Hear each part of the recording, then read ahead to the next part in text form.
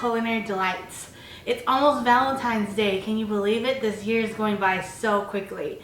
I am going to make a delicious Valentine's Day treat for you.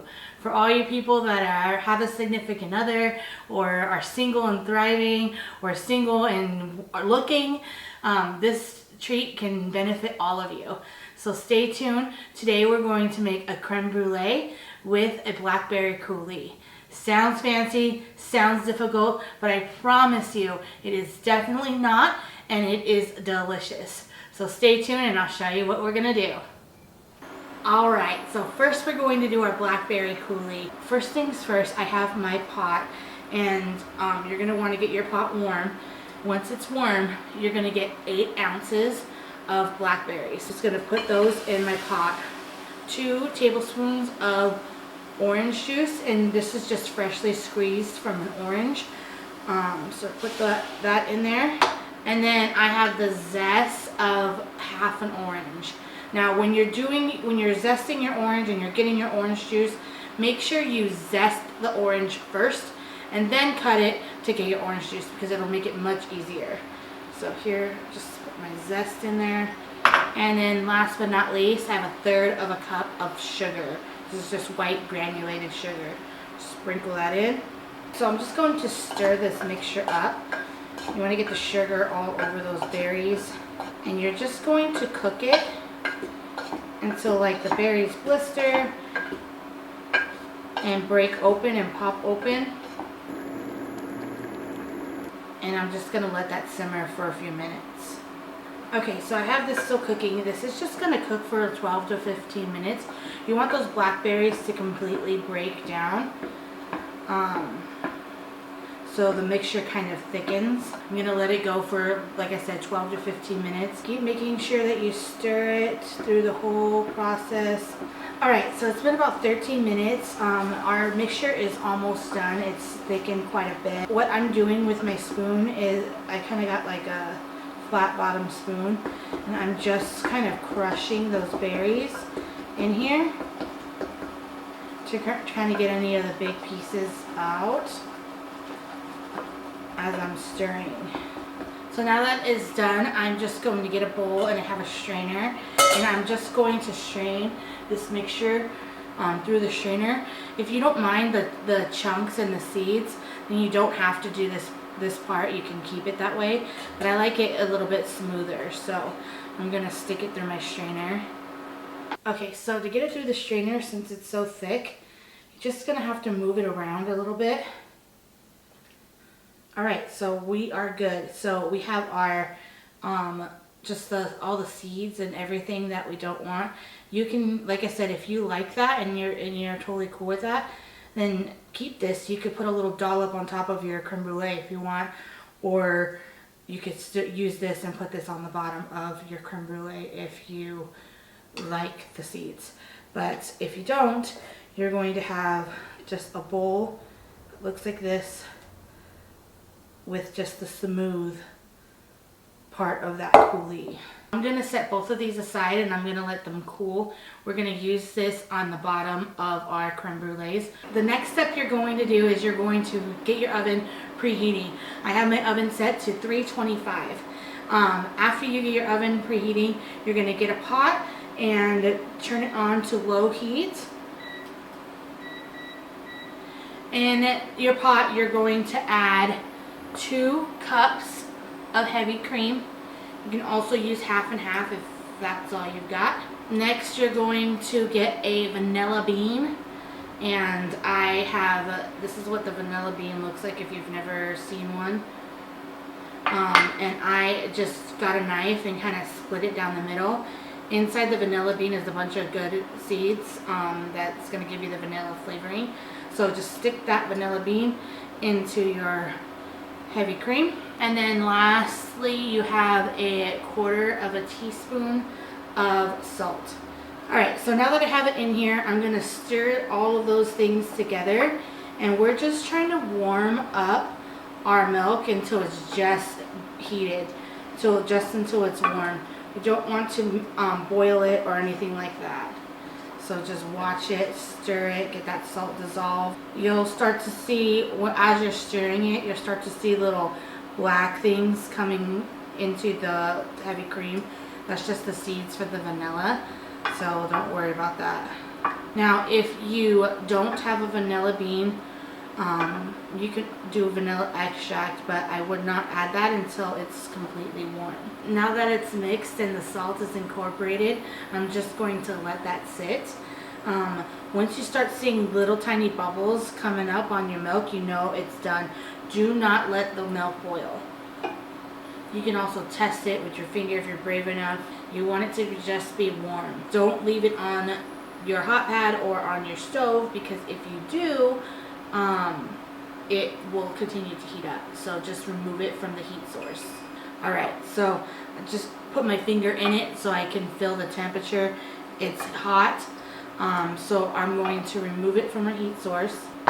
And I'm just going to let that sit for a few minutes while we work on our next step. While that's sitting, it's going to be cooling just a little bit.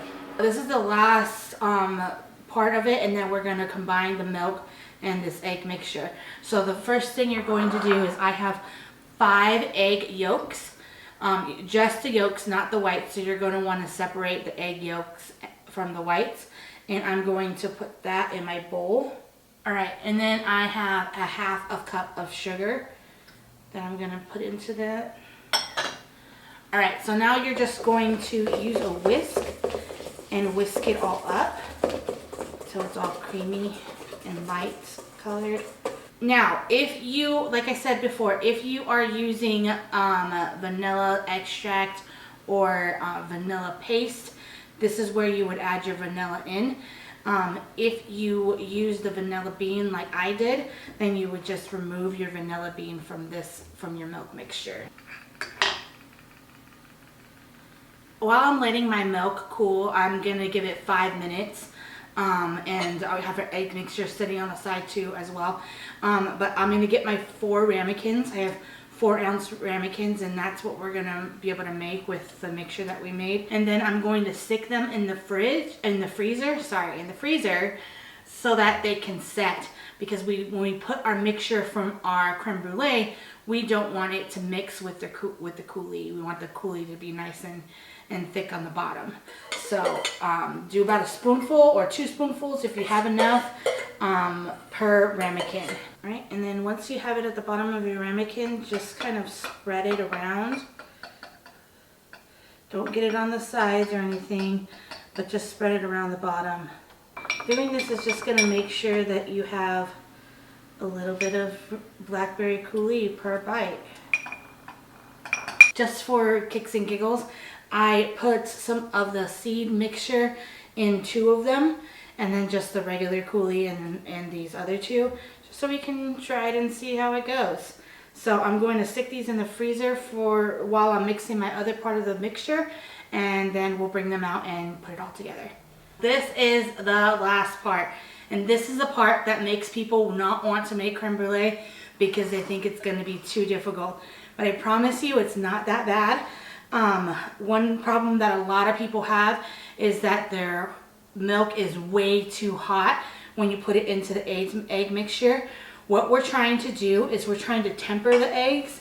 If your milk is too hot, then it will cook your eggs and you will get scrambled eggs, and you don't want that. So that's why I let my milk cool for about 5 minutes while it was steeping with the vanilla. We took the vanilla out of it. Now I'm going to put it in our egg mixture, but I'm going to do 1/4 cup at a time. So that will also help prevent your eggs from cooking, and they'll temper like they should. So let's just do 1/4 cup. Now while I'm doing the 1/4 cup mixture, I'm also going to be stirring the egg mixture as well. A little bit of a difficult maneuver, but you can do it. Do a scoop at a time into your eggs. Stir it in. Get another scoop. Now once I've put about 1/4 of the mixture into my eggs, you can pretty much guarantee that they're good and they're tempered. And then you can put the rest of it in. As I'm putting the rest of it in, like I said, I'm still going to be stirring. Do a little at a time.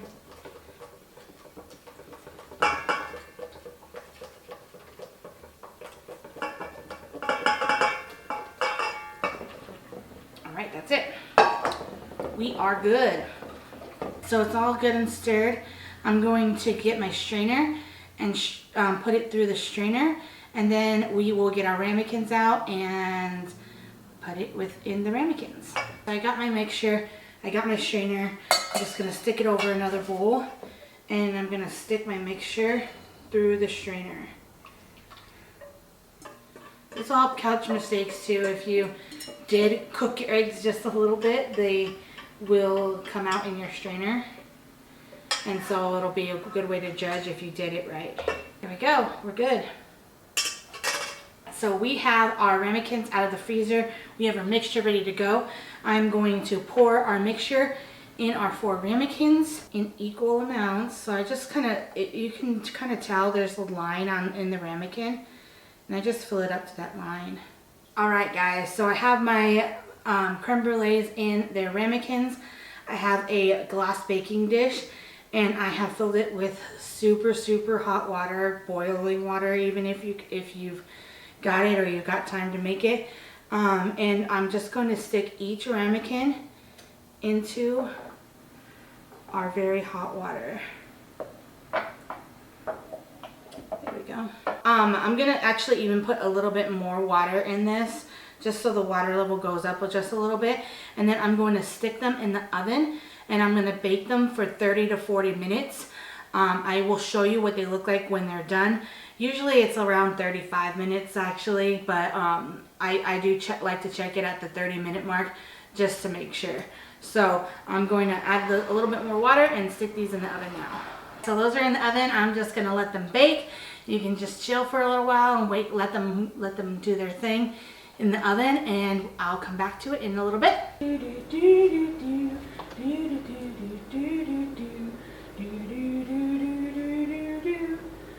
I'm never gonna dance again. Can't you see I got What are you doing? I'm putting love into my I'm putting love into them. My creme brulees need love. Off you go. We have our creme brulees out of the oven. I had these in for about 40 minutes. I'm going to show you what the consistency should look like when they're done. When you pull them out, you're going to look at them and you're going to think, they're not done. They're too wobbly. That's totally fine. They're supposed to be like that. So I will shake one up and kind of show you close up what the consistency looks like. Okay, so there's the creme brulees. I'm going to kind of shake this pan so you can see how wobbly they are.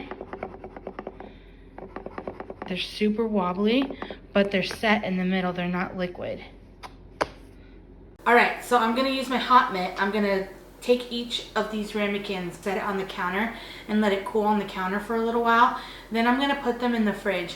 You can store them in the fridge for a couple of hours at least, just so that the creme brulee sets. You can store them in there for days if you want. So if you want to make this a few days in advance, you want to have it ready for Valentine's Day and not have to wake up super early in the morning to make them, or not have to worry about it setting in time, you can also make these the day before and just have them stored in the fridge. Here is the moment of truth. We've got our creme brulee out of the fridge. It's been sitting in there for a few hours.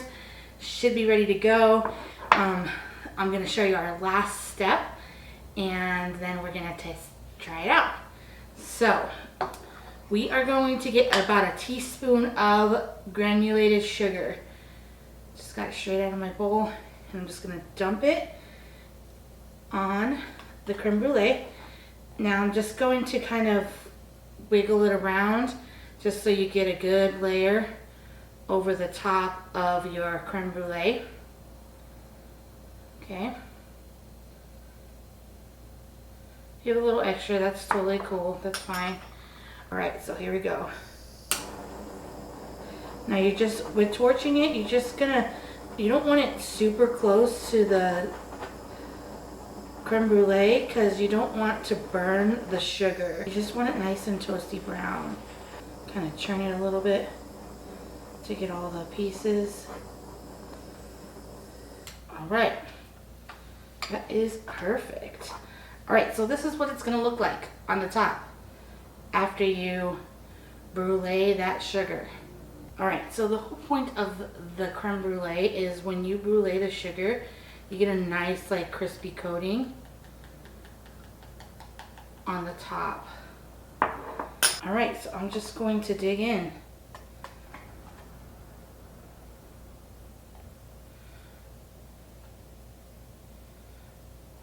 So that's what it's looking like in the middle of it.